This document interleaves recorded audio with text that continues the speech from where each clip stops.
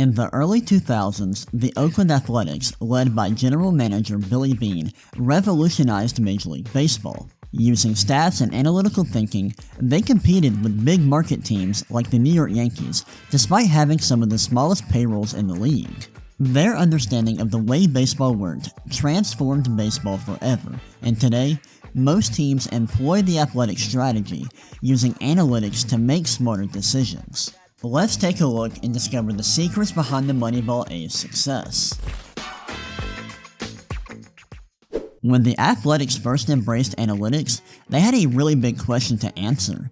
How do you win games when you have less money to spend than almost every other team in the league? In 2002, which was a few years after the Athletics began using analytics, the Yankees had a payroll of $126 million, while the A's had a payroll of just $40 million.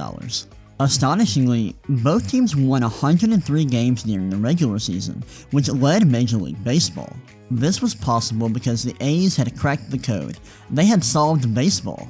That's a bit of an exaggeration. However, Paul DePodesta, the A's assistant general manager from 1999 to 2003, conducted statistical analysis to identify which metrics actually contribute to scoring runs. In the early 2000s, MLB scouts focused on traditional stats like batting average, RBIs, and home runs, as well as physical attributes like speed and body type. DePodesta discovered that these factors were far less important than advanced metrics like on-base percentage, slugging percentage, and pitches faced per inning. He also discovered the importance of certain pitching statistics like WHIP, or walks plus hits per innings pitched, and strikeout to walk ratio. Using these findings, the Athletics prioritized two things: generating runs on offense and minimizing runs on defense. To achieve this, they built their team around the importance of getting on base and limiting base runners allowed. Once the Athletics figured out which stats actually matter, they had to figure out how they could use this knowledge to gain an advantage over other teams. They began by targeting players who they could afford who also got on base at a very high rate. After the 2001 season, the A's lost some of the best players on their team, including first baseman Jason Giambi, outfielder Johnny Damon, and relief pitcher Jason Isringhausen. To replace these guys, they signed cheap players with high on-base percentages like Jeremy Giambi, Jason's brother, David Justice, and Scott Hatteberg, who were all viewed as defective players for one reason or another. They also brought in a relief pitcher named Chad Bradford, who had a submarine delivery and threw a slow fastball, but had a very low ERA. The A's didn't just use analytical thinking in free agency, they also used it in the draft. The book Moneyball highlights what the Athletics looked for when scouting prospects. No high schoolers, no players with significant off-the-field issues, and they wanted players who performed at a very high level in areas that they cared about. Unlike most teams, they didn't care about physical tools like size and speed. They just wanted guys who produced at an extremely high level. Something interesting to note about the MLB draft is that there is no guaranteed money at each draft slot, so each player that is selected can negotiate for as much money as they want.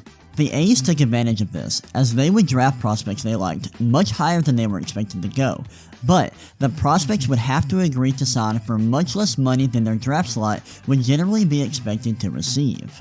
They did this with Alabama catcher Jeremy Brown during the 2002 MLB draft. Brown was not viewed as a high-level prospect and wasn't expected to get drafted early, but the Athletics loved him, took him in the first round, and signed him for just $350,000. Unfortunately, Brown's career was derailed by injuries, but this was the key to the A's draft strategy. They would find undervalued players and draft them higher than their projection, because they knew that they could sign them for way less money than they were actually worth. Honestly, this was the key to Moneyball. The Athletics would find players that they believed were undervalued based on the way they looked at numbers, and they would sign them to team-friendly deals. That's truly all Moneyball was. It was using science and numbers to maximize efficiency and make better decisions. It was a simple idea, but it allowed the Athletics to dominate Major League Baseball, which shouldn't have been possible. From 2000 to 2003, the Oakland Athletics won nearly 400 games and finished first in their division 3 times. Unfortunately, they never won a championship, and some people may consider the Moneyball experiment to be a failure because of this. However, the Athletics were one of the best teams in Major League Baseball for nearly half a decade, despite being in one of the smallest markets and having next to no money to spend on big-name players. Billy Beane and Paul DePodesta proved that you can win the unfair game of baseball using science and numbers. The result of their experiment has transformed Major League Baseball, and the game of baseball will never, ever be the same. Thanks for watching. Check out the channel for more content just like this, and subscribe so you never miss an upload.